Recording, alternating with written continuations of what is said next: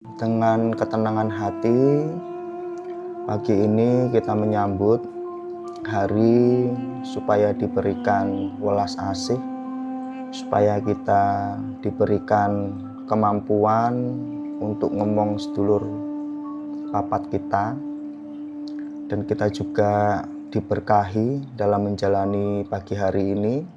Mari kita berdoa menggunakan doa pagar sejati. Nah, saya harap siapapun yang mendengarkan doa ini, baik itu nanti sesi live ataupun sesi offline, doa pagar sejati ini saya susun untuk siapa saja yang mengalami kegelisahan, yang mengalami overthinking, dan yang mengalami mungkin gangguan unik daripada jin, lelembut, ataupun periangan, semua roh jahat. Semoga dengan doa ini nanti dimudahkan segala urusannya dan mendapatkan cahaya pagar sejati. Bismillahirrahmanirrahim. Ila hadratin Nabi Mustafa sallallahu alaihi wasallam. Al-Fatihah. A'udzubillahi minasyaitonirrajim. Bismillahirrahmanirrahim. Alhamdulillahirabbil alamin arrahmanirrahim maliki yaumiddin. Iyyaka na'budu wa iyyaka nasta'in. Ihdinas siratal mustaqim, siratal ladzina an'amta 'alaihim ghairil maghdubi 'alaihim waladdallin. Amin. Bismillahirrahmanirrahim. Bismillahilladzi la yadurru ma'asmihi sayun fil ardi wala fis sama'i wa was-sami'ul alim. Bismillahillah haula wala quwata illa billahil aliyil azim. Inni tawakkaltu 'alallahi rabbi wa rabbikum ma min dabbatin illa huwa ahidum binasiyatiha. Inna rabbi ala siratim mustaqim. Laqad arsalna rasuluna bil bayyinati wa anzalna ma'ahumul kitabi wal mizana liyaqumuna bil qista wa anzalna hadid fihi ba'sun sadidun wa manafi'u lin-nasi wa liya'lamullahu may yansuruhu wa rasuluhu bil ghaib innallaha qawiyyun aziz. Bismillahirrahmanirrahim. Allahumma anta rabbi la ilaha illa anta khalaqtani wa ana abduka wa ana ala dika wa wa'dika mastata'tu a'udzubika min syarri ma sana'tu wa abu'u ilaika bi ni'matika alayya fa'tarifu fi dunubi faghfirli dunubi innahu la yaghfirud dunuba illa anta. Bismillahirrahmanirrahim. Asbahna wa asbahal mulku lillahi walhamdulillahi kuluhu lillah. A'udzu billahilladzi yumsikus samaa'a an taqa'a 'alal ardi illa bi'idnih min syarri ma khalaqa wa daru'a wa min syarri syaitani wasyariki. Bismillahirrahmanirrahim. Laqad ja'akum rasulun min anfusikum azizun 'alaihi ma anitum harisun 'alaikum bil mu'minina raufur rahim. Fa in tawallau faqul hasbiyallahu la ilaha illa huwa alaihi tawakkaltu wa huwa rabbul arsyil azim. Bismillahirrahmanirrahim. Bismillahirrahmanirrahim. Adim burhani sadidi sultan masya Allahu kana a'udzu billahi minasyaiton. Bismillahirrahmanirrahim. Allahu la ilaha illa huwal hayyul qayyum. La ta'khuduhu sinatu wa la naum lahu ma fis samawati wa ma fil ard. Man dalladzi yasfa'u indahu illa bi'idnih ya'lamu ma baina aydihim wa ma khalfahum. Wa la yuhituna bi syai'in min ilmihi illa bima syaa. Wasi'a kursiyyuhus samawati wal ard wa la ya'uduhu hifdhuhuma wa huwal aliyyul azim. Allahumma alhimni rusdi wa a'idni min syarri nafsi. Allahumma alhimni rusdi wa a'idni min syarri nafsi. Allahumma alhimni rusdi wa aidni min syarri nafsi. Rabbis rohli sodri wa yasirli amri wahlul uqdata min lisani yafqahu qawli. Lan sedantene para rawuh saking bangsa menungso lan bangsa titah gaib samenika kula aturake dumateng panjenengan sedanten saking kaki danyang nini danyang kaki among nini among ibu bumi bapak angkasa lan sedantenipun ingkang krandhaipun samenika bangsa alus ing dalem kula lan ing dalemi para rawuh kula aturake Al-Fatihah dumateng panjenengan sedanten sakmenika nyambungake raos dumateng kula lan para rawuh lan para panjenengan sedanten ugi pinaringan wilas asih Gusti Allah kinansihan asih marang jagat sakbuwana. A'udzubillahi minasyaitonirrajim. Bismillahirrahmanirrahim. Alhamdulillahirabbil alamin arrahmanirrahim maliki yaumiddin. Iyyaka na'budu wa iyyaka nasta'in ihdinas siratal mustaqim siratal ladzina an'amta 'alaihim ghairil maghdubi 'alaihim waladdallin amin. Lan kula aturake dumateng panjenengan sedanten kula sugihake gondo arum gondo wangi sakmenika saking pun sedekahe kula dumateng panjenengan sedanten sagedipun saklajengipun nyelarasake manunggaling tata tatak lan tutuk ing daleme nglampahi lakune ing alam kasar kula sakmenika lan panjenengan sedanten ing alam alus.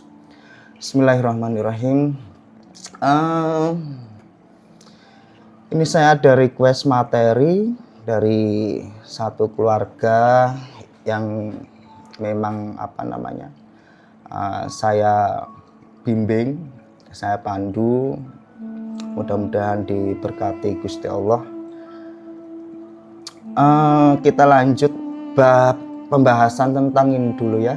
Kemarin kita ulas lagi terkait kisah hikmah daripada Sangkan Parening Dumadi, kemudian Iling lan Waspada. Kita lanjut lagi materi buku saya ini terkait tentang welas asih. Tapi sebelum itu saya akan membahas terkait tentang bagaimana ngemong. Apa sih untungnya kita ngemong sedulur kita ini? Apa kita menjadi sakti atau tidak? Atau mungkin apa manfaatnya secara konkret gitu ya? Yang pertama, ketika kita mampu ngemong terkait hawa nafsu tadi, jadi yang jelas hidup kita itu akan lebih mudah, lebih tenang. Kemudian kita ini sudah memahami yang namanya arti filosofi ya. Filosofi itu satu esensi ya, kemurnian daripada tujuan Sangkan Parening Dumadi tersebut. Jadi Sangkan Parening Dumadi ini adalah sandaran atau prinsipal fundamental yang setiap manusia terutama daripada orang Jawa tersebut itu sudah tahu tentang hakikat seutuhnya hidup ini. Jadi dengan sangkan itu dari mana kita berasal, Parening ini mau kemana, dan kemudian dumadi ini kehidupan ini. Jadi mbah-mbah kita itu sudah memberikan gambaran bahwa Sangkan Parening Dumadi ini dimanifestasikan terhadap hidup ini mung mampir ngombe. Jadi hidup ini cuman hanya mampir minum sebentar sekali ya. Mampir ini kita bukan pemilik mutlak. Terkadang orang ini membangun istana atau membangun rumah besar di tepi sungai. Sementara tujuan kita itu di sungai tadi itu ya hanya minum, kalaupun bekerja itu tidak untuk selamanya. Jadi nanti Sangkan Parening Dumadi ini akan memanifestasi kita, menggait hidup kita ini supaya lebih memiliki arti bahwa kita ini bukan pemilik mutlak ya, tubuh kita, keadaan kita, semua itu hanya titipan. Namanya titipan seperti juru parkir, dititipi mobil dijaga, dititipi motor dijaga, bahkan dititipin barang sekalipun dijaga. Tetapi dia paham bahwa ini hanyalah sebuah titipan. Yang namanya titipan suatu saat nanti diambil, baik itu nanti yang diambil orang tersayang kita, yang diambil harta kita, yang diambil jabatan kita, maka konsep itu kita sudah taruh, nancep, sangkan paraning dumadi tadi sudah masuk dalam kolbu kita, supaya nanti apa, terkait pembahasan bab sebelumnya, nanti jin korin yang biasanya memberikan was-was, hayo bondo muntek, anakmu sakit, terus ya selalu memberikan was-was tersebut betul-betul menjadi sparring partner. Sparring partner itu ya teman dan musuh kita untuk melatih tadi, ngomong nanti yang akan kita bahas tadi. Nah, ini sangat menarik sekali bahwa ngombe tersebut adalah hanya bekal ya, yang diminum hanya untuk menjadi tenaga kita. Ya, jadi duniawi kasih sayang dititipkan istri, dititipkan suami, dititipkan anak, ini hanya menjadi satu bekal. Dimana bekal itu untuk apa? Untuk neruske lakon. The life must be go on. Jadi kita terus meneruskan lakon. Jadi pada intinya kita ini hidup ini ya sendirian ya. Apa yang dititipkan, baik itu suami yang baik, suami yang kurang baik, istri yang rewel, istri yang baik, istri yang gemesin, istri yang galak tapi nyayangin, suami yang seperti itu, maka yang ada cuman hanyalah kita, semua itu hanya bekal. Termasuk ya bekal daripada kita mampir ngombe tersebut. Jangan sampai kita ini setelah tahu bahwa semua itu hanya bekal, kita malah membangun sebuah istana di pinggir sungai, yang mana kita tidak melanjutkan perjalanan sangkan paraning dumadi tadi menjadi lupa. Ini sebagai nasihat untuk pribadi saya dan juga kepada semuanya yang mendengarkan, wabil khusus kepada keluarga Ibu Eti, bahwa ya semua itu hanya untuk bekal. Namanya bekal ya disyukuri. Ada yang bekalnya itu banyak, ada yang sedikit, ada yang bekalnya itu ya menurut kita malah ganggu. Ada kan bahwa ibu-ibu mendapatkan suami itu rasanya nggak betah sekali gitu ya. Rasanya itu mungkin enak sendiri gitu ya. Ada juga sebaliknya, bapak-bapak dititipi bekal tadi itu ya, filosofi dari mampir ngombe tersebut rasanya kayak ketemu mak lampir gitu ya, atau polda atau apa, ketemu polisi yang takut. Tapi itulah nanti yang kita akan belajar setelah memahami konsep ini, ya kita akan belajar mencintai semaksimal mungkin, tetapi ada batas dengan wajar. Karena apa? Karena pada hakikatnya kita ini harus membenahi dulu nafsu kita sendiri. Nafsu kita harus dibenahi. Nanti misalnya apapun yang terjadi itu apa sih, supaya kita itu tidak mendapatkan penderitaan oleh alam pikir kita. Nah, alam pikir kita ini kan liar sekali. Jadi pikiran itu memiliki alam. Jadi ada alam jasmani, badan kita ini adalah alam rohani itu banyak. Ada alam kolbu, ada alam ruh, ada alam sukmo, kemudian ada alam-alam lainnya termasuk jagat ageng yang nanti kita akan bahas. Kemudian ada alam pikir sendiri tadi itu. Nah, sebenarnya semua itu datangnya itu fitrah ya. Kita datang di dunia ini dengan kesucian.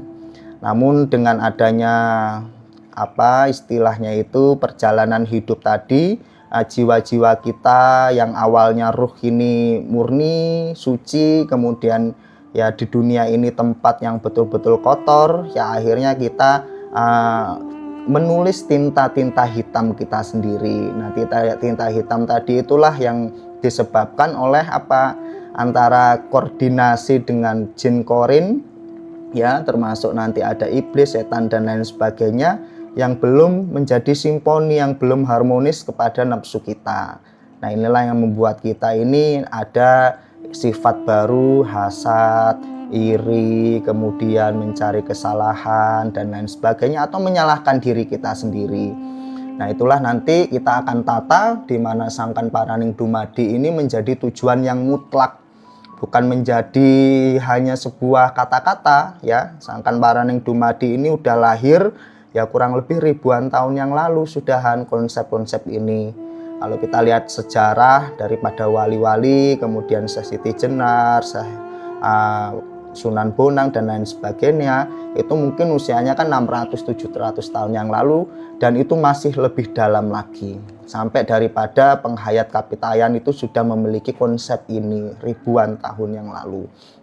Nah, kemudian apa sih yang ketiga ya, mampir ngombe nerusake. Mampir itu kita bukan pemilik mutlak, kemudian ngombe ini sebagai bekal dunia. Jangan sampai kita nanti bekal menjadi tenaga ini kita bangun istana disebut, itu jangan sampai. Kemudian nerusake lakon, setelah cukup pejalan tidak mendirikan istana tadi, kemudian melanjutkan perjalanannya. Artinya apa? Kita tidak stagnan atau kita tidak berhenti apa yang kita miliki. Terkadang orang itu kan dalam mencari ngombe tadi itu, dalam filsafat Jawa ada yang namanya itu oleh mili. Namanya tadi kita, imajinasi kita ini berada di tepi sungai yang jernih gitu ya, yang juga airnya itu ya bening sekali, kemudian ya lumayan deras, ikannya banyak gitu ya. Nah, pas kita ini sudah di situ, kita membayangkan sudut pandang itu, kemudian kita boleh ya mencari bekal tadi dengan syarat satu, oleh mili, ora oleh kintir.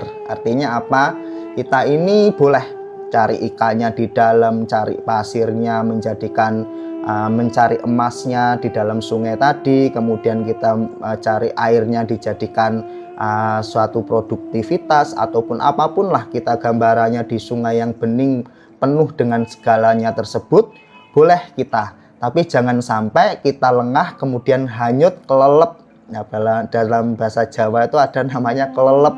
Nah, sudah kelelep ya maka Sangkan Paraning Dumadi, kemudian sedulur papat kita, kemudian yang lain-lain itu nggak akan bisa namanya sinkron, atau yaitu yang saya sebut tadi memiliki manunggal nyawiji, bahasa kerennya itu simponi.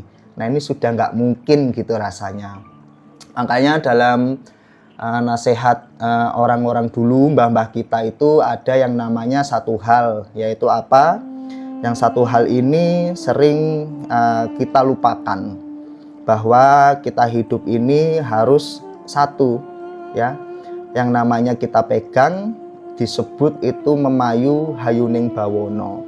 Tetapi sebelum memayu hayuning bawono tersebut, apakah kita sudah menata ulang tadi ya? Kita mulai dari titik nol lagi.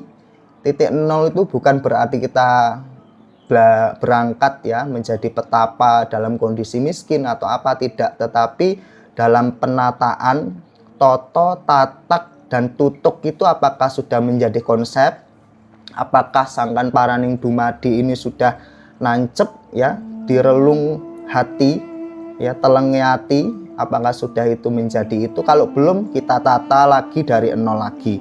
Gak apa-apa kita tata. Kita ini bukan manusia yang sempurna. Mas Guru juga ya bukan orang yang suci sama sekali. Mungkin baca Quran aja kesulitan gitu ya. Tetapi di sini itu kita belajar rasa. Sampean tahu kalau mbah-mbah kita zaman dahulu itu dalam pelafalan pelafalan Al-Fatihah, saya punya kitabnya. Kadang itu yang berebes gitu ngelihat mbah saya dulu itu. Saya waktu kecil, waktu TK gitu ya, kira-kira saya sudah belajar Iqra waktu itu, atau waktu kecil itu satunya Iqra itu. Nah, kemudian ada bahasa kan kalau kita bilang Bismillahirrohmanirrohim, Alhamdulillahirobbil alamin. Ternyata mbah-mbah saya tuh nggak pakai itu gitu ya, pakainya Alhamdulillah ngirobil ngalamin, ngarohman ngirohim. Tapi kok mandi gitu ya, apanya mandi, kemudian keyakinan suwoknya mbah itu sangat luar biasa. Hampir kurang lebih itu doanya itu tanpa tedeng ngaling-ngaling. Nah, belajar dari situ berarti bahwa rasa itu menjadi utama, ya. Hakikat dalam kita menyampaikan itu, walaupun mungkin dalam syariat kita ngaji itu harus wajib namanya qalqalah atau ibaratnya makhrajul huruf gitu ya, tetapi dalam pada ilmu rasa tersebut ya hampir kita lihat bahwa qalqalah, makhrajul huruf dan lain sebagainya itu tidak dipakai, bahkan mungkin intonasinya itu unik gitu ya. Tetapi dalam kitab yang saya baca itu ya memang seperti itu dan Gusti Allah ngabulkan. Artinya bahwa rasa itu bukan lebih utama, tetapi kemudian ketika kita menggunakan rasa kita, maka rasa sejati itulah yang menyambungkan antara apa kekarepan kita, apa yang kita maksud, apa yang menjadi tujuan itu sudah nyambung sebagai rasa sejati. Nah, kalau udah rasa sejati itu kan rasa yang memang murni ya, daripada ruh tadi yang murni tadi itu berarti kita sudah nyambung ya. Rasa tadi kalau sudah nyambung ya sudah, itu termasuk salah satunya doa menjadi tanpa tede ngaling-ngaling. Nah, 3 poin tadi mampir ngombe nerusake, semoga bisa menjadi wawasan dan hasanah baru bahwa life must be go on, ya betul sekali, hidup ini harus tetap berjalan, tetapi kaidah-kaidah dalam rasa, dalam lelaku ini jangan sampai kita ini nanti hanyut ya dalam milih tadi yang kita cari, sangu tadi, cari bekal di tepi sungai yang penuh isinya itu macam-macam ada, jangan sampai kita hanyut. Ya, mudah-mudahan itu bisa menjadi penjelasan bahwa dalam keluarga pun seperti ini. Keluarga itu memang dalam beberapa literasi dalil atau literasi bahasa Arab itu kan ada ku anfusakum wa ahlikum naro. Tetapi bahwa sebelum kita itu menyelamatkan keluarga kita, berarti ku anfusakum, selamatkanlah diri. Toto ditatak sampai tutup. Kita ini ditata ulang semuanya, bahwa prinsip-prinsip yang kita sudah jalankan ini apakah kita ini sudah nancep. Makanya dalam adab ngilmu itu suatu etika kita dalam belajar ilmu itu tidak perlu banyak ya. Bagaimana bismillah itu keluar dari getaran hati, kemudian dari bismillah kita bisa merasakan dinginnya daerah dada tersebut, kemudian merasakan keheningan, itu saja sudah cukup untuk kita lakukan bertahun-tahun. Kenapa? Karena yaitu tadi, rasa itu tadi perlu dilatih. Dan kalau kita kebanyakan wirid atau kebanyakan zikir atau kebanyakan doa itu nanti susah ngomongnya. Karena tadi itu Gusti priso apa wae sing mbok karepne. Gusti Allah itu dengar tanpa kita didikte dengar, tapi dengan apa cara dengarnya? Nah, rasa tadi itu, rasa sejati yang nyambung daripada langsung murni. Ibarat sinyal itu memang frekuensi vibrasinya tuh pas gitu ya, enggak terhalang, enggak ke kanan ke kiri, ibaratnya 5G ya 5G. Apakah kita sekarang di 2G gitu ya? Harusnya kita upgrade. Nah, kita yang upgrade, bukan rasanya tadi yang harus ngikutin kita, tidak.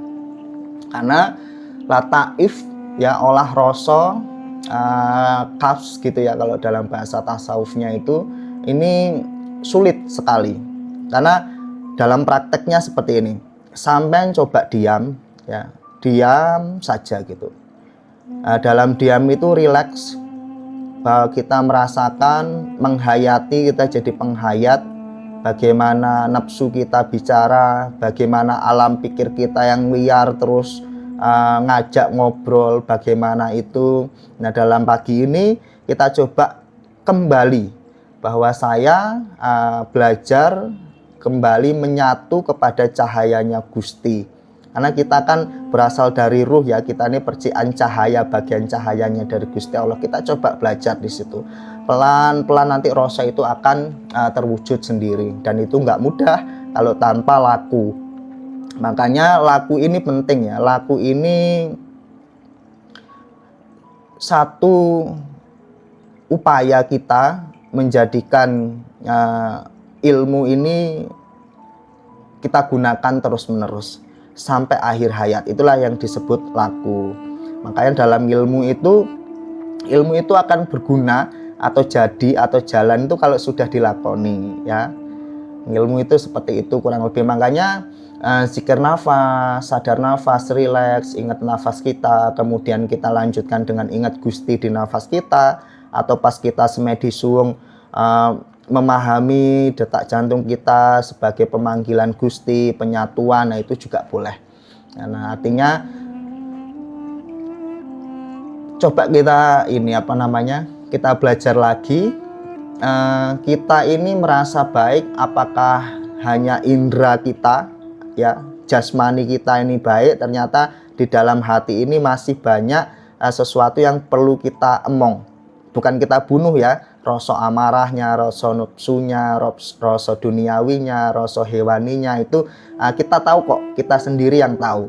Seperti apa kita ini kita yang tahu. Karena nanti sebelum kita belajar lebih dalam, kita harus belajar mengenal diri kita.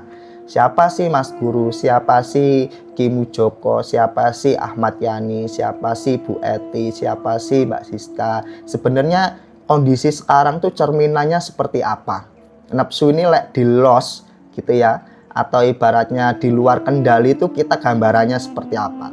Kalau sudah tahu puncaknya gambaran nafsu kalau di luar kendali itu, maka kita secara pancer diri kita ini harus paham bahwa nanti ada yang perlu kita toto, yang mana kita perlu emong.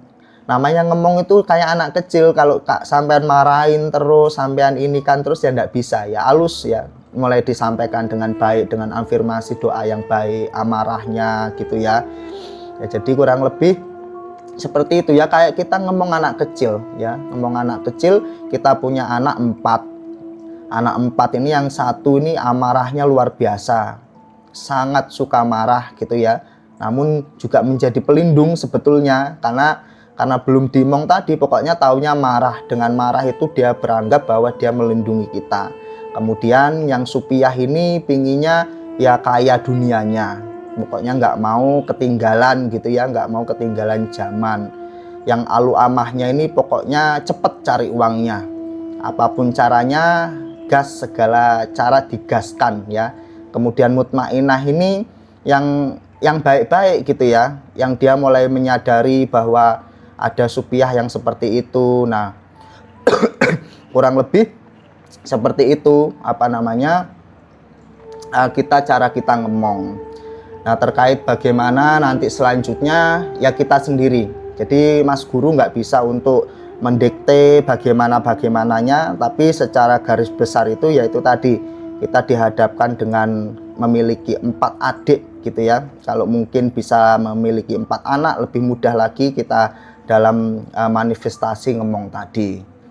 Nah, mudah-mudahan kita bisa memahami konteks ini supaya kita bisa belajar pelan-pelan. Kemudian lagi saya punya satu, ya, dari serat pembahasan terkait tentang bagaimana kita digambarkan bahwa ada orang ini sebenarnya diberikan kelebihan yang luar biasa. Termasuk kita gambarkan adalah Bima. Bima itu adalah sosok yang memang secara fisik, secara keilmuan itu sudah diberikan ilmu laduni sama Gusti Allah. Sudah diberikan sesuatu yang besar sekali, ya. Tetapi balik lagi bahwa keilmuan yang diberikan oleh Gusti Allah tadi tersebut itu belum tentu dia bisa menemukan jagat agengnya. Jadi ada orang secara lahir itu diberikan kepintaran seperti Bima, dari tenaganya, dari badannya, dari intelektualnya, dari kesaktiannya pun seperti itu. Bahkan orang-orang yang sakti pun nanti pada hakikatnya puncak tertingginya itu adalah bagaimana bisa ngemong nafsunya menjadi sakti yang betul-betul halus lagi gitu, ya. Menjadi balik lagi tujuan kehidupan nanti akan disampaikan, akan ketemu. Jadi cerita Bima terkait tentang Tirta Pawitra tadi. Jadi Bima ini diperintah untuk mencari air suci. yang tempat air suci ini mustahil gitu ya, berada di betul-betul di kedalaman telengnya samudra gitu ya, berada di luar jauh sekali. Nah kemudian dalam perjalanan itu Bima ini terus-menerus menggunakan laku kesabarannya. Jadi mungkin 100 meter dia nyelam gitu ya, kemudian dia masih mendapatkan kegelapan, belum mendapatkan tempat tujuan, terus dia melakukan hal itu dengan kesabarannya, dengan ngemong, dengan percaya ya, dengan istilahnya hakul yakin gitu ya, bahwa dia akan menemukan sesuatu di dalam kedalaman samudra yang sangat gelap tadi itu. Nah, dalam satu cerita bahwa setelah sampai di telengnya samudra tadi itu, katakanlah di parungnya samudra tadi itu yang betul-betul terdalam itu tadi. Nah, Bima itu ketemu dengan Dewa Ruci. Dewa Ruci itu kecil, sangat kecil sekali gitu ya, sangat kecil dalam gambaran perwayangannya itu. Kemudian ditanya, Bima mau cari apa ke sini gitu ya. Kemudian Bima menjawab bahwa saya mau mencari tirta pawitra, yaitu air suci nanti yang yang diyakini menjadi kekuatan yang abadi ya, kesempurnaannya. Nah saat itu Bima pun bertemu dengan Dewa Ruci. Dewa Ruci ini yang sebenarnya adalah rasa sejatinya gitu ya, guru sejatinya, bukan rasa sejatinya lagi tapi guru sejatinya. Kemudian Bima disuruh masuk kepada mulutnya Dewa Ruci. Yang kecil, Bima ini besar sekali ya, berarti di situ ada penundukan ego. Ya, Bima tetap mau dengan cara yang unik sendiri, kemudian masuklah ke dalam perutnya Dewa Ruci. Kemudian di sana Bima melihat bahwa semuanya dalam perut yang kecil tadi itu, dia melihat langit, melihat bintang, melihat semesta, melihat semua yang ada di luar. Ya, artinya apa? Dari konsep ini adalah bahwa sejatinya rasa ya, keilmuan itu ada pada diri kita sendiri. Makanya nanti ada pembahasan tentang meditasi jagat gede. Meditasi jagat ageng atau jagat gede tersebut adalah manifestasi daripada perjalanan Bima tersebut. Kemudian si Bima tadi semakin paham bahwa ternyata segala kekuatan itu tidak dicari di luar perutnya atau di luar jagat alitnya. Di jagat alit itulah gerbangnya untuk kita tahu semesta itu seperti apa. Nah, secara teori dalam meditasi ini memang ada ya, namanya meditasi suwung. Kemudian kita masuk lagi ke meditasi jagat gede. Tetapi meditasi itu tidak mudah ya, tidak mudah. Bagaimana kita merasakan yang halus. Tantangan sederhananya adalah bagaimana kita tertidur dalam posisi 90% ya, dalam tertidur 90%, kemudian 10%-nya itu kita masih kontrol. Nah, di kondisi ketenangan tersebutlah rasa sejati itu nanti bisa nyambung. Nah, makanya teman-teman kalau belajar meditasi itu ya belajar rileks saja dulu. Belajar rileks, belajar tenang, seberapa kita bisa namanya nyambung nih. Kita biar tahu dulu nih ya, cara ngomongnya itu seperti apa. Apakah geringgingen, apakah nanti badan kita ini sakit, ataukah kita nggak bisa konsen. Nah, itu harus menjadi tantangan kita, bahwa ngomong nafsu sebelum ada ujian-ujian tertentu, kita bisa menguji diri kita dalam kondisi suwung tersebut ya. Dalam kondisi suwung itu nanti kita bisa nguji bahwa amarah kita, bahwa ini kita, semuanya ada di dalam diri kita. Silakan dicoba nanti, kalau kita bisanya 5 menit ya itulah diri kita. Itulah pancaran the law of mirroring. Kita bisa melihat sendiri, mirror ya, mengaca sendiri bahwa seperti itulah nafsu kita. Ya, jadi bahwa mengapa terkadang yang saya sampaikan tadi itu termasuk dalam berdoa, ketika kita berdoa itu tanpa menggunakan rasa dan kondisi hikmah ya, apapun lintas agamanya, dalam berdoa itu dianjurkan untuk satu, memuji kemudian hening, setelah hening itu baru berdoa. Nah inilah kondisi ya tadi itu nyambung ke rasa sejati. Kalau sudah nyambung ya doa itu tanpa tedeng aling-aling. Makanya dalam laku tersebut kita itu harus memang betul-betul belajar. Kapan kita terakhir belajar ya sampai betul-betul kita pulang nanti. Kalau tidak, nanti yang kita lihat ya hanya penderitaan oleh alam pikir kita. Jadi yang ada kita menderita lagi gitu ya, terus menerus menderita. Baik, kita sampai sini kita ngobrol dulu. Banyak pertanyaan yang terutama nanti saya akan jawab sebelum jauh ya. Bima Tirta Prawita ya, sesuai buku yang saya buat sudah mendapatkan gambarannya ya, bahwa guru sejatinya Bima Dewa Ruci itu ada di betul-betul kedalaman yang luar biasa. Nah kedalaman samudra tersebutlah kita itu bisa mencapai ibarat dari meditasi yang hening. Titik hening, titik suwung itu tadilah kedalaman samudra yang betul-betul gelap dan jauh. Nah ini gambaran yang mudah yang bisa saya konklusikan atau saya sampaikan adalah bagaimana kita belajar tidur 95% atau minimal 60% bertahap. Nah itulah kita mencapai namanya samudra, telengnya samudra atau parungnya samudra tadi.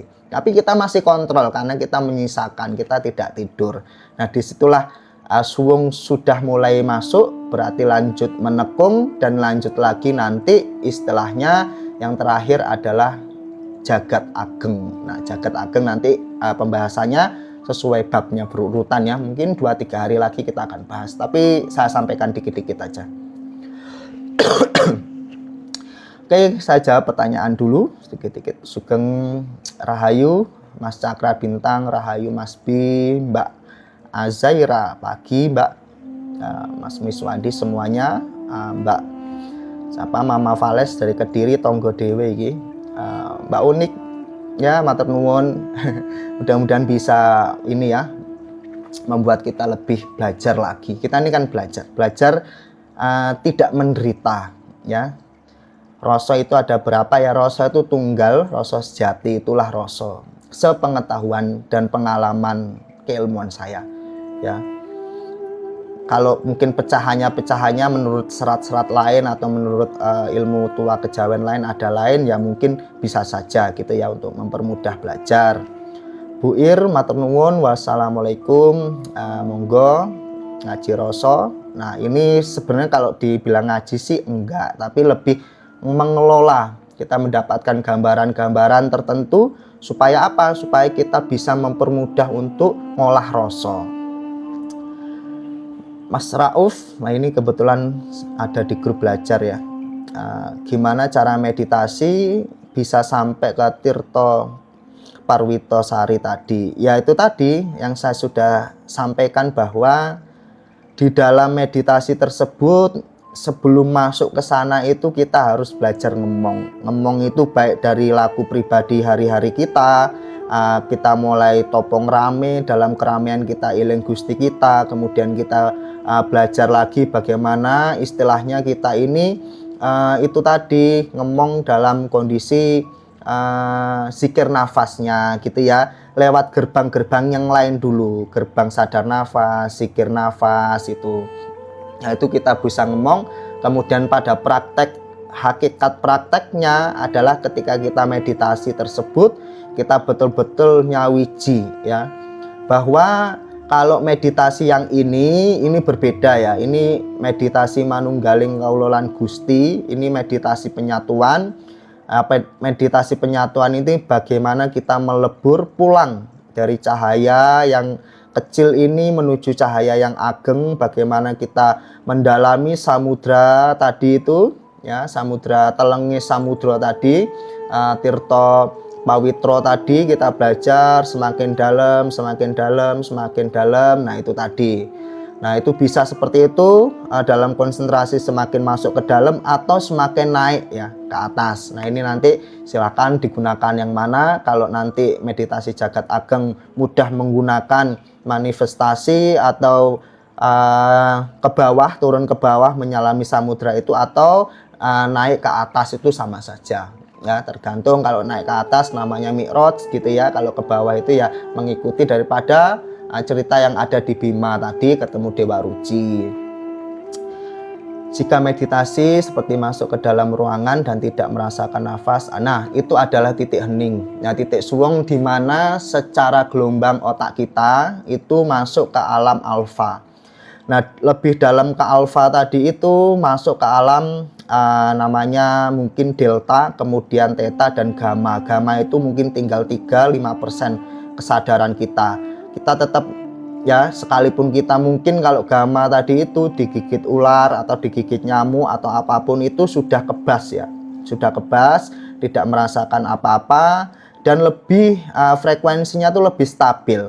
Kalau di alfa, mungkin gerbang suwung tadi itu kita masih merasakan kadang ketidakstabilan energi, ketidakstabilan pikiran gitu ya. Kadang masih naik turun. Nah, biasanya dalam meditasi mendalam itu ketika kita masuk ke gelombang alfa atau gerbang suwung, biasanya cakra-cakra yang ada di dalam wajah ini mulai berasa mau mengarahnya kemana gitu kan, melakukan gerakan apa, fokus kemana nanti seperti itu. Atau mungkin tanda jari-jari kita ini tadi sudah magnetnya luar biasa gitu kan, ya ikutin aja, biarin saja gitu ya. Kita tidak perlu mencari itu, dibiarin aja, diikuti, fokus menyelami lagi ya, fokus menyelami lagi sampai ke dalam betul-betul relung tadi itu, paruhnya samudra tadi itu di bawah itu. Nah, kurang lebih seperti itu. Kalau melayang dan enteng ya mungkin manifestasi kenyamanan ya, kenyamanan daripada kita duduk tadi itu, kemudian zat-zat endorfinnya keluar, mungkin ya itu bisa dikatakan. Tapi kalau melayang itu biasanya ada beberapa faktor mistik gitu ya. Melayang yang belum terarah arahnya ke mi'raj itu adalah dia secara ruh atau sukmo tadi itu belum menemukan jalannya. Jadi dalam meditasi muter gitu ya. Tapi kalau sudah menemukan jalannya sesuai dengan pengalaman pribadi saya, dia itu akan terus naik ke atas. Naik ke atas perlahan, sekalipun muter dia nanti naik ke atas. Kalau sudah naik ke atas, yang dilihat adalah semesta raya, yaitu tadi tinggal kita fokus terus saja. Artinya fokus nanti pada satu titik tertentu, ya tergantung tadi itu. Apakah kita mau suwung? Ya, yang paling sulit itu adalah suwung. Tapi kalau meditasi namanya penyatuan, kita meleburkan, tahap awalnya kita harus bisa mengkontrol, atau dalam proses penyatuan itu kalau kita dalam ke dalam, naik mi'raj ya mi'raj, sampai ke atas dulu. Gak apa-apa. Dalam kondisi kita belajar ya, namanya di dalam bahasa Jawa itu kan ada matio rogoku, metuo sukmoku, nurku, mulih marang Gusti. Kalau itu memang tujuannya penyatuan manunggaling kalau Gusti, maka fokus ubun-ubun inilah tempat keluarnya proses tadi.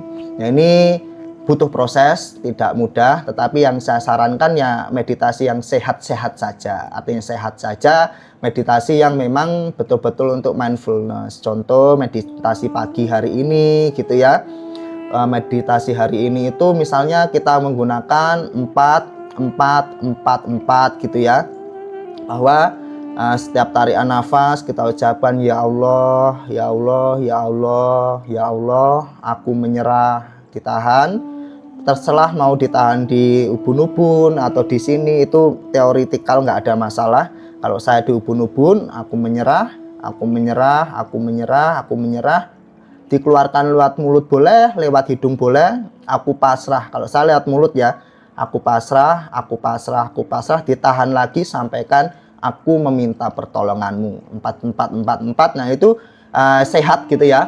Kita tidak melakukan meditasi penyatuan atau mempelajari bahwa bagaimana kita masuk ke dalam seperti itu. Nah, jadi meditasi itu banyak sekali. Ada yang meditasi untuk luka batin, ada yang meditasi pagi yang seperti itu. Jadi mengawali pagi ini benar-benar sudah disiapkan dengan matang. Ya, teknik pernafasan banyak sekali. Saya sendiri dalam buku yang saya buat, Mbak Aura, Mbak ini Dian sudah menjadi ini apa namanya penguji buku saya, baik aplikasi Androidnya maupun buku PDF yang saya akan cetak. Nah itu banyak sekali metode pernafasan, tapi ya itu perlu bimbingan ya, perlu bimbingan dalam arti untuk yang betul-betul meditasi penyawijian. Tapi kalau meditasi untuk mindfulness, kesehatan yang kita sebut tadi 444 nggak perlu sih. Itu kita belajar saja sebisanya gitu. Sambil dengerin live TikTok saya seperti ini atau ikut ke grup, insya Allah lama-lama bisa.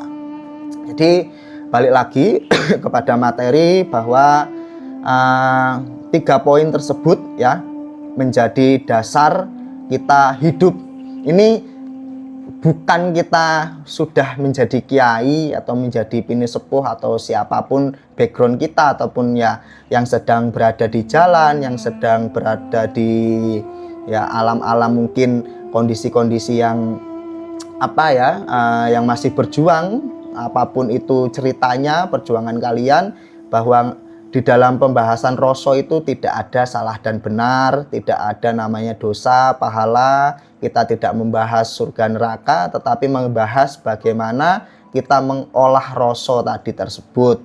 Ya untuk yang lain-lain ya, yang lain-lain itu urusan masing-masing. Yang agama Islam ya Islam, yang agama ya Buddha, tetapi dalam pembahasan Roso nanti itu akan menyambung semuanya sama.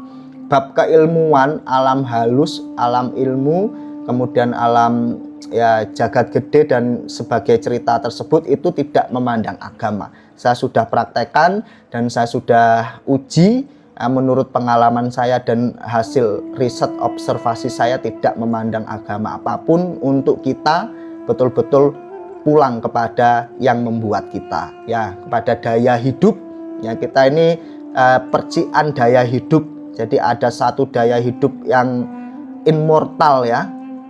Itu kita ini percikan, ya Allah kecil sekali mungkin kan. Tapi namanya daya hidup kita ini percikannya pasti kita bisa pulang.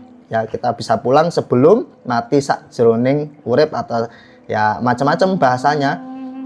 Ya jadi matilah di dalam belajar mati di saat kita hidup. Nah inilah yang disebut kita belajar meditasi jagat ageng itu seperti itu. Kita lanjut lagi, babnya Bima dan Tirta Parwita sudah mendapatkan gambaran. Kalau masalah meditasinya sudah saya sampaikan ya, pakai 444 boleh, pakai 446 boleh ya, yang sederhana disesuaikan saja. Meditasi itu jangan dianggap sepele, karena dari meditasi itulah kita tahu kondisi kita. Yang penting itu kita kenal sama diri kita aja. Kita kenal diri kita itu seperti apa gitu. Mbak Dian tuh, Diannya tuh seperti apa gitu ya. Dian secara nafsunya seperti apa, Dian secara sejatinya seperti apa gitu ya. Sejatinya Mbak Dian seperti apa. Itu nanti kita akan tahu, bahwa akan mempelajari lah. Ya, jadi kita ini berperang masian ya. Tapi bukan berperang kepada orang lain, kepada diri sendiri untuk dimong, nggak boleh dibunuh. Saudara-saudara kita ini memang sudah menjadi satu kesatuan. Iling lan waspodo, saya bahas lagi sebentar aja ya. Sebentar, kemarin ini ya, iling lan waspodo ini seperti ini. Setelah kita mengetahui 3 bab tadi, materi yang 3 poin tadi terkait sangkan paraning dumadi, bahwa kita ini mampir ngombe, mampir itu hanya sebentar, kita mampir dalam tepian sungai yang isi dari sungai itu ada segalanya. Kemudian kita ngombe itu ya, kita minum secukupnya. Kemudian untuk bekal kita neruske lakon. Yang ketiga itu nerusake lakon, the life must be go on. Di situ tidak boleh kita yang membuat istana atau rumah besar di situ ya. Oleh mili, oleh kintir. Jadi dalam perspektif pandangan yang kita sama-sama gambarkan di sini adalah ada sungai yang luar biasa indahnya dalam sungai itu. Nah, kemudian leluhur kita, mbah-mbah kita tuh sudah memberi wejangan ya, hidup ini mau mampir ngombe, jangan kamu bikin istana di situ, rumah yang besar atau kerajaan, sehingga kamu nanti akan bertetap akan merasa mutlak memiliki memiliki rumah tadi itu, dan lupa, istilahnya lupa jalan pulang.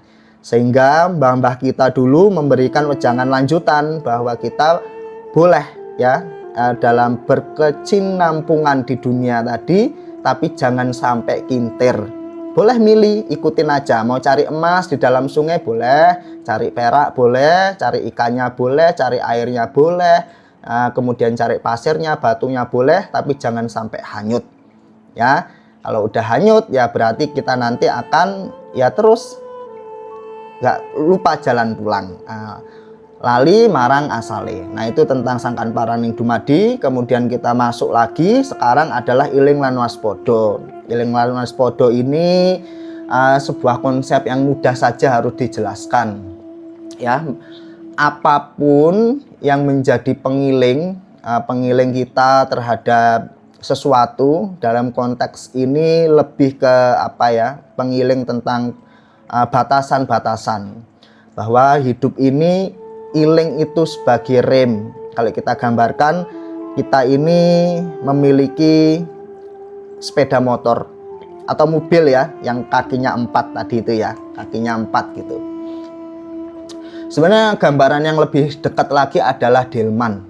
Kita ini memiliki delman, di mana kudanya tadi itu ada 4 ya. Kudanya ada 4, ada Supiah, Alu Amah, Amarah, dan Mutmainah, atau Kakang Kawah, Adi Arari, Getih, lan Puser. Nah, ini satu kesatuan lah, beda sebutan saja. Kemudian kita inilah sebagai Pak kusirnya, pengemudinya. Kita sudah ngomong semuanya ya. Delman itu sudah, kuda itu sudah bisa menunjukkan kita jalan untuk sangkan paraning dumadi. Tujuannya itu sudah jelas, kita sudah punya mapnya. Tetapi kita melewati hari dan melewati malam. Saat melewati malam, ternyata kita tidak punya waspodo. Waspodo itu sebagai lampunya.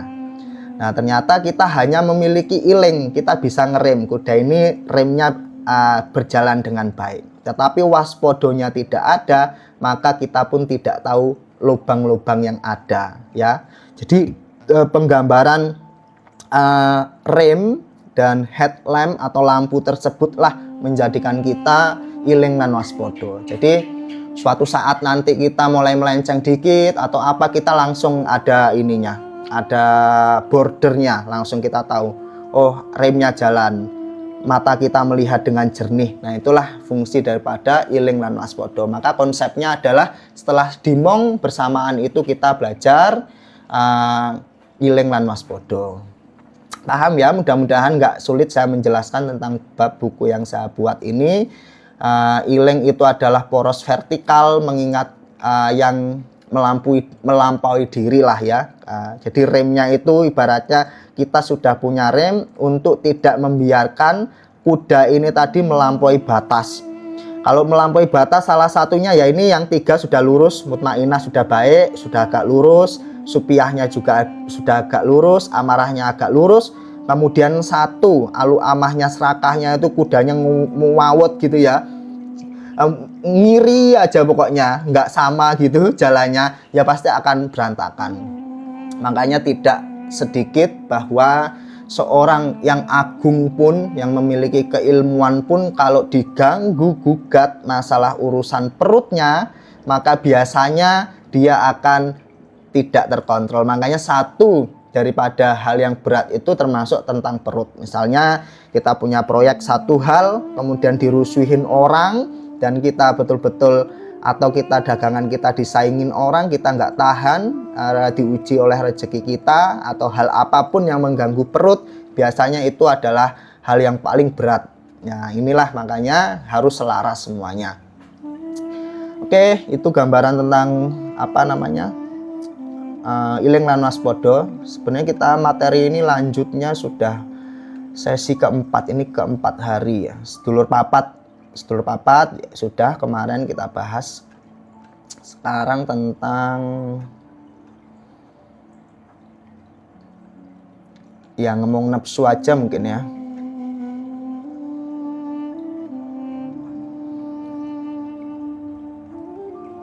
ya ngomong nafsu nggak apa-apa lah sebagai penutup. Oke, saya jawab dulu dari teman-teman yang lain. Wah ini banyak, ini melayang. Assalamualaikum, nggih monggo Ibu Nurul Aini, sugeng rawuh, mugi pinaringan ilmu ingkang barokah teng mriki. Sedulur papat limo pancer apa maksudnya? Yaitu tadi maksudnya adalah manifestasi daripada nafsu kita, ya, energi kita. Energi kita ini punya semangat yang memiliki unsur duniawi, unsur kemudian hewani, ya, kemudian unsur lagi amarah, kemudian unsur lagi baik. Ya itulah yang saya sudah jelaskan tadi ya Mbak Yasmin. Semoga mendapatkan ini. Ini tentang meditasi sudah saya ini jawab. Mbak Tasik, waalaikumsalam, sampun derek nyimak, matur nuwun. Ya monggo Bu Ir, semoga dilancarkan kegiatannya. Jangan lupa bernafas dengan sadar atau zikir nafas. Satu hal ya, terkait tentang ngilmu. Nah ini ngilmu iku kelakone kanthi laku. Jadi serat Wadatama punya Mangkunegara ya, dilanjutkan bahwa ngilmu itu informasi terkait tentang nafsu, bukan informasi terkait tentang nafsu, maksudnya bahwa ilmu itu bukan yang kita bahas terkait nafsu tadi, melainkan pengenalan langsung. Jadi dalam serat itu disebutkan bahwa laku itu bertemu ketika kita benar-benar menyala. Kas itu daya teguh yang tidak mengejudge gitulah istilahnya, tidak mudah ditawar oleh kebiasaan. Jadi tekad bulat itu yang disebutkan oleh kas. Jadi bahwa yang saya sebut di awal tadi, ketika kita cari ilmu tuh nggak usah banyak-banyak. Bagaimana kita mungkin bulan ini itu belajar mengenal diri kita, siapakah misalnya Mega Jarot gitu ya, siapakah diri kita, cara mengenalnya gimana, atau kita ingat-ingat lagi hal-hal yang sudah kita lampaui batas, misalnya marahnya apa, kita mulai mengenal dulu nih pola-pola diri kita gitu kah. Apakah ternyata diri kita ini punya kebiasaan yang jelek apa aja, misalnya kita orangnya nggak bisa dikalahkan dengan omongan dan lain sebagainya. Jangan langsung dimarahin, dikenalkan dulu. Dikenalkan, nanti kalau sudah kenalan kita tahu cara ngomongnya. Artinya kita mengingat dulu, kita mengevaluasi dulu dari semua perjalanan sampai hari ini. Kita mengenal, kalau perlu dicatat di buku jurnal bahwa misalnya Mega Jarot seperti apa, Navia seperti apa gitu ya, tuh harus dicatat, bahwa setelah itu baru kita ngomong. Harus kenal dulu cara ngomongnya gimana ya, mungkin beda-beda. Ada yang cara ngomongnya dengan disampaikan, dengan belajar meditasi, dikirimi Al-Fatihah, kemudian dilibatkan dalam laku-laku keseharian kita, jadikan memang saudara kita gitu ya. Kita ngomong dengan batin kita ya, atau mungkin bisik lirih gitu, nggak apa-apa ya. Ini kita pembahasan rasa, bahwa kadang sampai seperti ini kok kalau ngomongin rasa. Sedulurku papat, kakang kawa diari getih lan puser. Sekarang saya pancermu, pengendalimu gitu ya, saya pancermu ingin bekerja, berangkat kerja. Saya minta untuk pada panjenengan semuanya supaya simponi ya, supaya bersimponi selaras melancarkan pekerjaan ini untuk untuk sang ibadah gitu ya.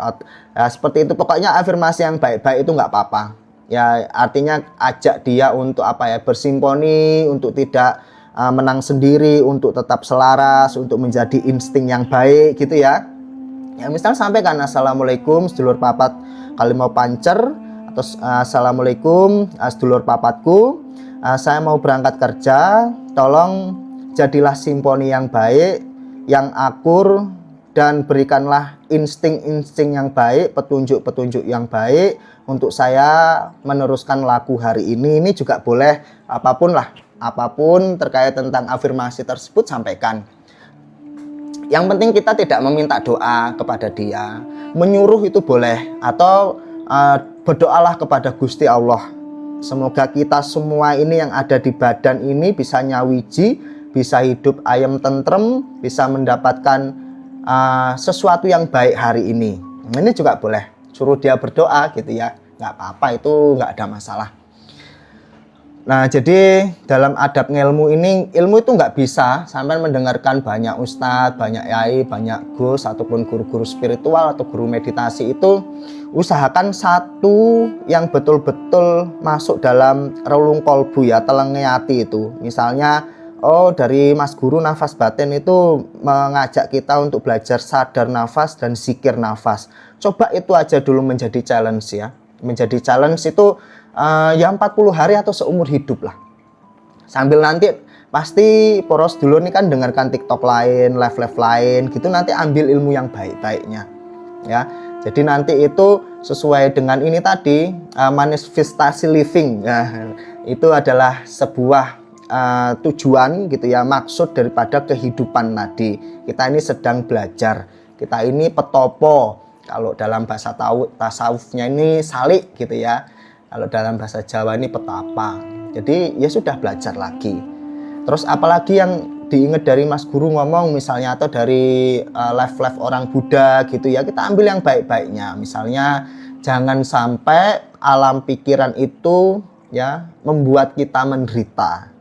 Ya, jadi itulah dipelajari bagaimana pikiran ini tidak boleh membuat kita menderita. Contohnya ibu-ibu misalnya dalam laku sehari-hari tiba-tiba nginget tuh bapak-bapak yang lagi kerja di luar, jangan-jangan nanti ada cewek cantik goda gitu ya, atau jangan-jangan di HP-nya ada ini gitu kan. Nah, jangan-jangan was-was tadi itulah ya manifestasi daripada alam pikir ini yang dibisikin oleh siapa, jin korin tadi itu. Nah, gitu jadinya jangan, nggak usah, doakan aja yang baik. Pokoknya doakan ketika ada itu datang ya diterima aja sebagai was-was, kemudian kita omong lagi sedulur kita untuk tidak boleh was-was. Ya, kemudian ajak yang memberikan was-was itu mendoakan bahwa was-wasnya itu tidak terjadi, malah sebaliknya yang baik-baik saja. Terus saja, semisal pun was-was itu terjadi seperti itu, tetapi karena kita tidak gegabah, melainkan mendoakan terus-menerus, batu yang keras aja itu bisa bolong kok dengan air. Apalagi kita sekarang sebelum semua terjadi sudah memberikan namanya sudah dicegat ya, sudah dicegat dulu. Makanya dalam filsafat Jawa dan ilmu rasa itu bahwa kita sebelum punya anak, sebelum punya istri, sebelum punya rumah, sebelum punya apa, didoakan kehadiran mereka itu, dikirimkan Al-Fatihah. Ini akan apa? Berarti kita sudah betul-betul menyiapkan. Makanya inilah yang kita sudah tertinggal jauh daripada ilmu sedia payung sebelum hujannya, kita ini sudah tertinggal jauh ya. Makanya kalau yang kira-kira belum ada, sudah mulai ilmu cegat, iling kata-kata saya, ilmu cegat, ilmu cangking ini betul-betul kita harus pegang ya. Kita pegang gitu ya. Nanti kita akan bahas ilmu cangking. Ilmu cangking itu ilmu yang mudah sekali, karena kita tidak memakan waktu baru gitu ya, tapi memanfaatkan waktu baru dengan menyangking doa-doa yang baik, laku-laku yang baik. Nah, ilmu cegat, ilmu cangking ini termasuk salah satu teori belajar rasa yang sering ditinggalkan oleh orang-orang ya pada umumnya. Pembahasan ilmu cegat mudah-mudahan sudah memahami bahwa kita ini ada yang mengobati ya, atau kita mengantisipasi. Jadi dua-duanya harus berjalan dengan baik. Mana yang perlu diobati dan mana yang perlu diantisipasi, termasuk dengan kahanan kita. Biasanya tentang kahanan kita, kondisi kehidupan kita, kahanan kita itu ada yang memang perlu diobati. Kalau yang perlu diobati ini mudah. Caranya dengan kita menebarkan ilmu welas asih, ilmu kasih kinansih ya, asih marang Gusti Allah. Jadi kita belajar mencintai, mengasihi diri kita, makhluk yang kita temui, orang-orang yang berjualan di pasar, makhluk Gusti Allah berupa air, berupa angin, berupa matahari, rembulan. Kita betul-betul takjub dan bukan kasihan, tapi menebarkan kasih sayang, bahwa kita berpikir ya bahwa kita ini satu bagian kepada satu yang lain. Terus kemudian kita merasakan laku penderitaannya masing-masing. Cukup sepintas saja. Yang menjadi bumi mau diinjak, mau diberi kotoran, mau dia nggak pernah istirahat tanpa diinjak gitu ya oleh makhluk Gusti, dia tetap sakdermo dalam menjalankan yang namanya amanah tersebut ya, atau dapuk tersebut dia sakdermo trimo ing pandum. Kemudian yang air pun begitu, yang kita pun manusia. Itu apa dapuk kita sebagai manusia? Kira-kira apa coba dapuk kita sebagai manusia? Kalau dapuknya bumi itu tadi kan ya sebagai apa ya, tempat untuk kita tinggal semua makhluk yang ada di bumi. Nah, kemudian dapuknya langit pun seperti itu, melindungi kita, menurunkan hujan sebagai perantaranya. Dapuknya hewan yang untuk disembelih, memberikan kita makanan yang sehat. Kalau dapuk kita apa kira-kira manusia ini? Harus tahu dapukannya. Nanti kita akan mulai paham namanya konsep yang disebut Khalifah fil ard ya, atau memayu hayuning bawono. Dapuk kita di dunia ini gampang ya. Istilahnya wala khalaqatul jin wal insan illa liya'budun, kurang lebih gitulah kalau saya pelajari dari literasi Arabnya. Manusia itu cuma suruh menyembah saja. Ya, bersyukur, menyembah itu dapuk utamanya.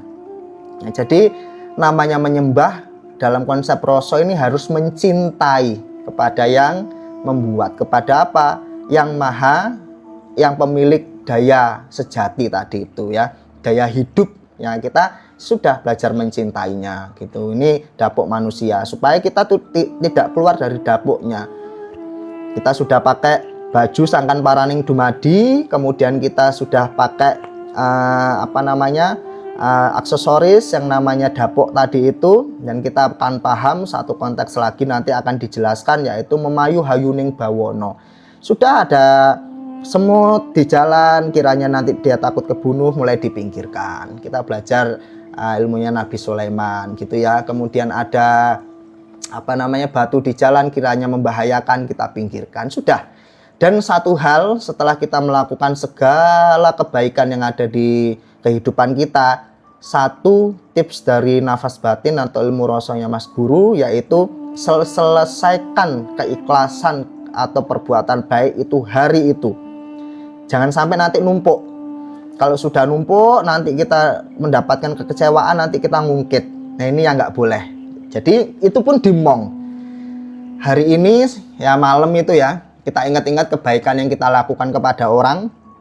Ya, kita harus rilis, selesaikan ya, biar nggak menjadi bom waktu atas kebaikan kita.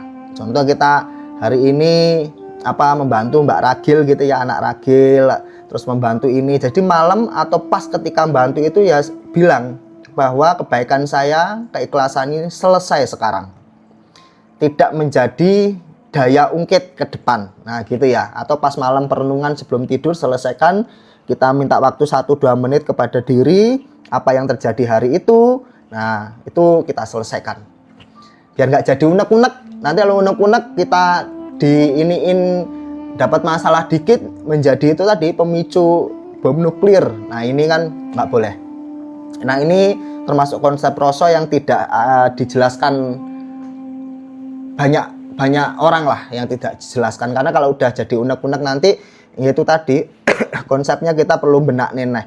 Nah oke ya, mudah-mudahan mengerti dan paham. Kita sedikit-dikit aja, jangan banyak. Ini masih ada 28 bab lagi, 27 bab lagi. Dan ini masih panjang. Itu saja yang mungkin bisa saya sampaikan supaya menjadi ilmu yang barokah gitu ya.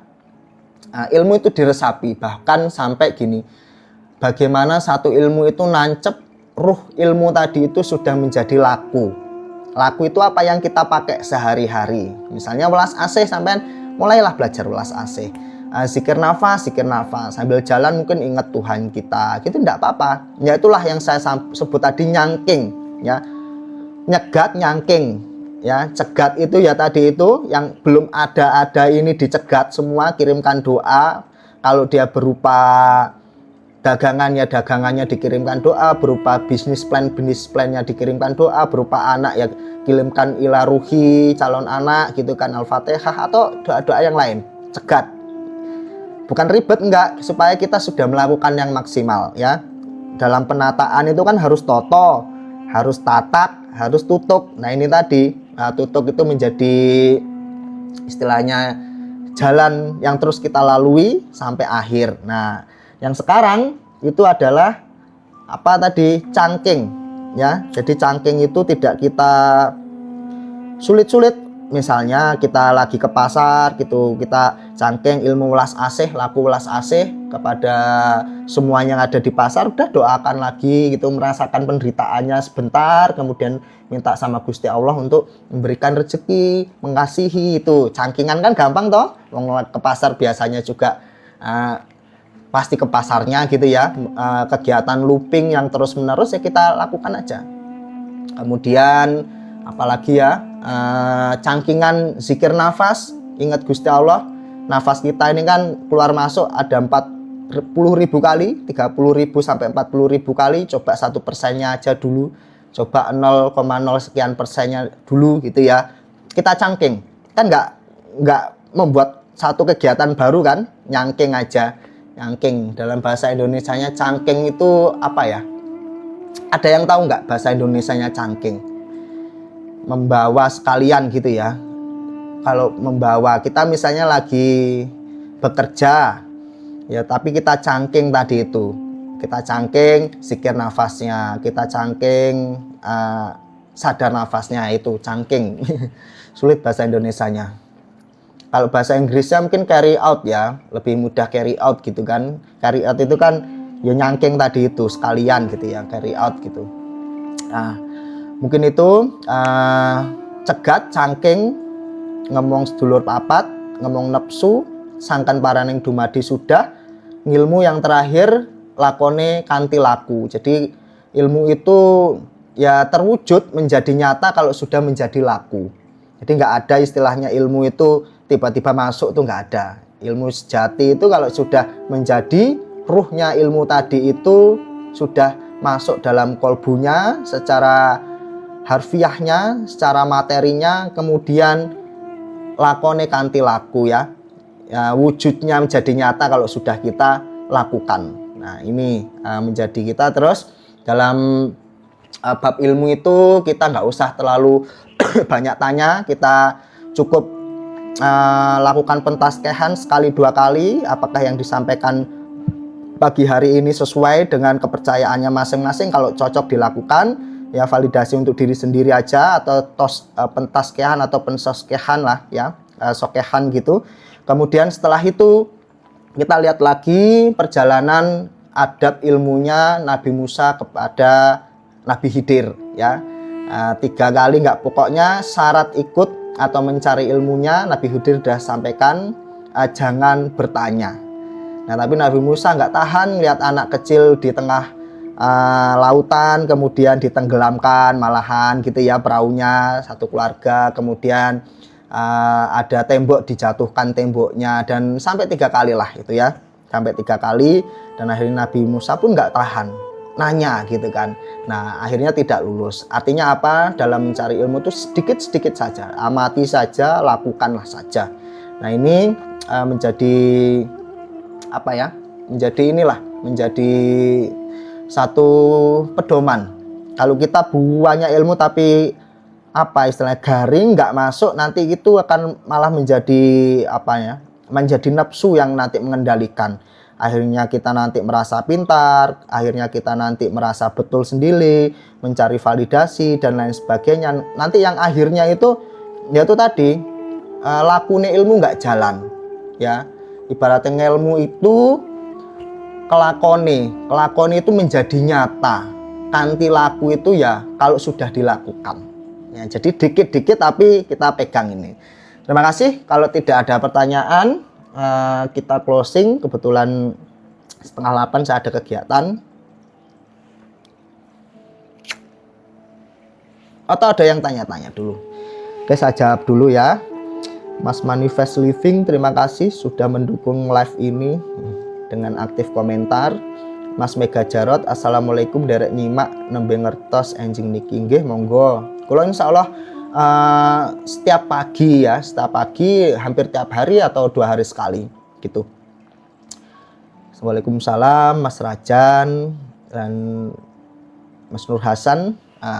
Terima kasih, tolong doanya semoga cita-cita saya terkabul, bisa menafkahi ya, mungkin menafkahi ibu dan anak-anak saya.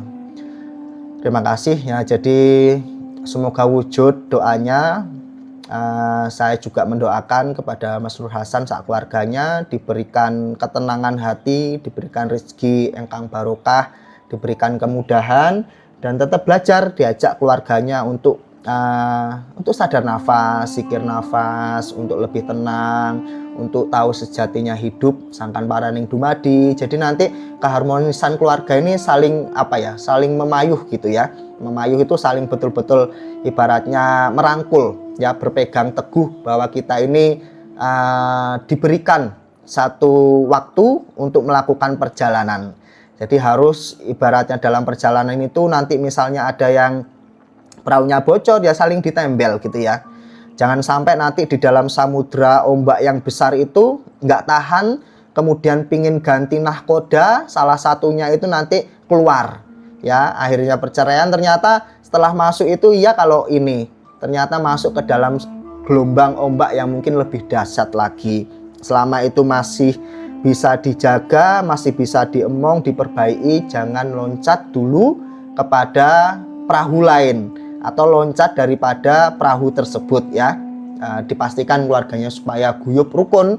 Jadi seperti itu, banyak orang ini merasa tidak tahan padahal dia itu dalam samudra yang memang perjalanan menuju ke pinggir gitu ya, ke pelabuhan gitu kan, berlabuh, ombaknya besar sekali, tidak tahan, loncat. Nah setelah loncat itu apa yang terjadi? Ya mungkin bisa dimakan ikan, kegulung ombak, atau ada perahu lain yang menawari tumpangan baru sehingga pindah, ternyata sama saja, lebih mengulang lagi ya, perjalanan menuju pelabuhan terakhir itu mengulang dari awal lagi. Nah ini kurang bagus ya, selagi bisa pertahankan dulu. Masalah rezeki ditingkatkan lagi ilmunya, ditingkatkan lagi skillnya gitu ya, tingkatkan kejujurannya, welas asihnya, supaya apa? Welas asih dalam ilmu sosial tuh taruh paling depan. Lek wis paling depan, orang tuh kinasihan ya. Bahkan kita minta kepada Gusti Allah memberikan cahyaning sumenare rembulan itu untuk apa? Untuk menjadikan welas asih kepada kita. Minta pancaranya cahya ning bulan tadi menjadi welas asih pada kita. Setelah jujur welas asih, insya Allah ya obah nanti gampang.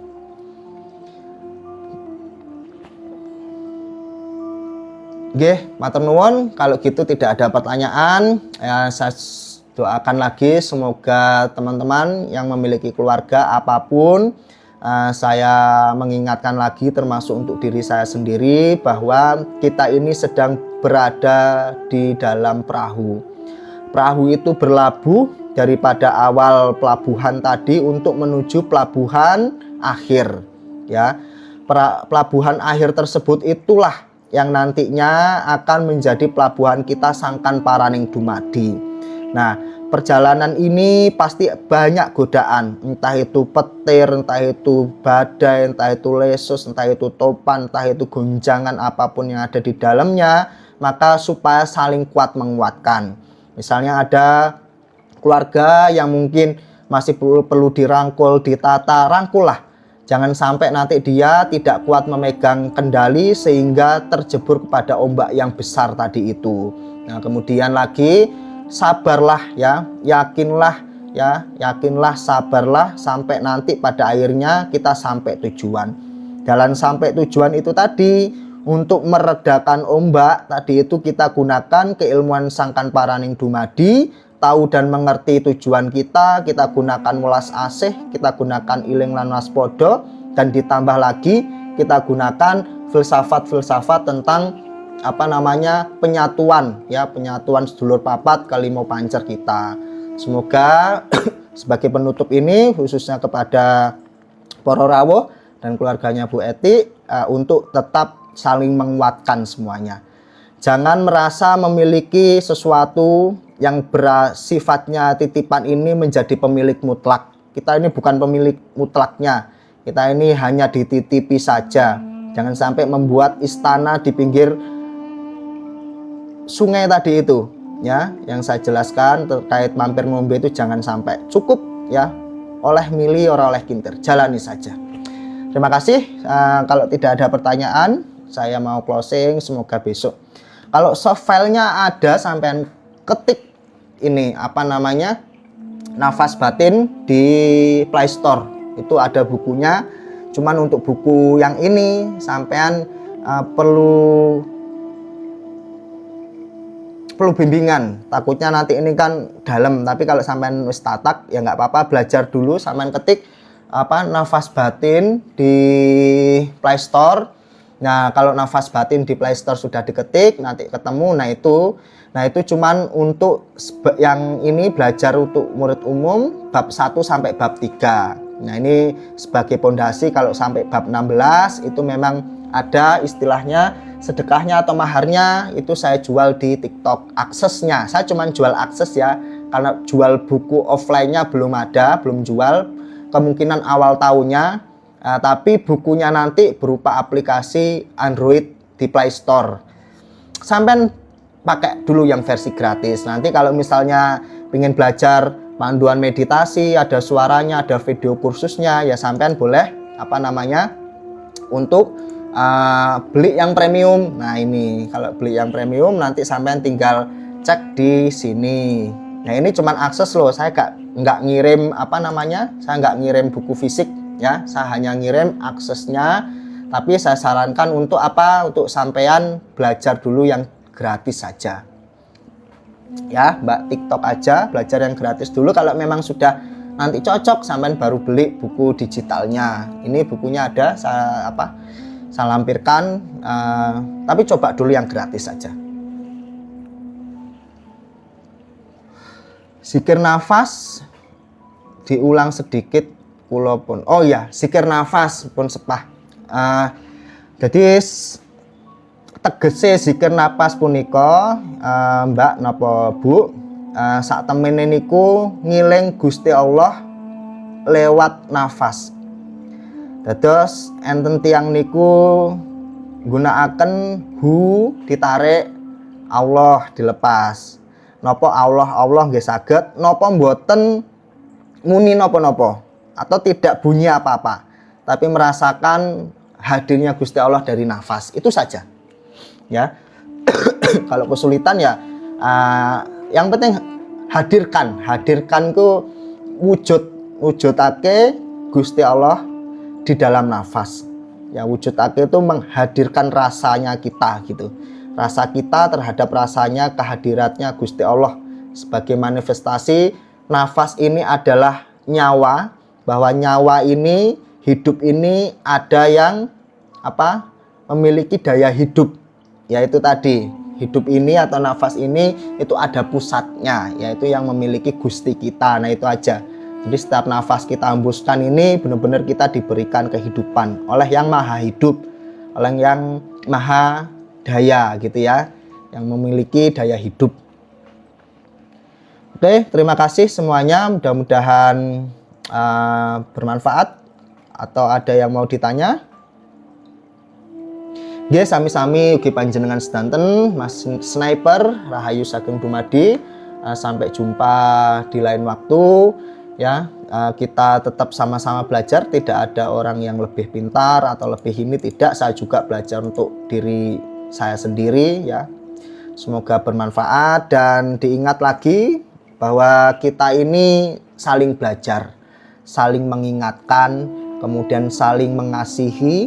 Saya begini tuh bukan karena sok pinter atau apa, tidak, karena saya juga ingin berbagi, mendapatkan pengalaman daripada para rawuh, kemudian saya juga menyampaikan amanah daripada apa yang saya miliki.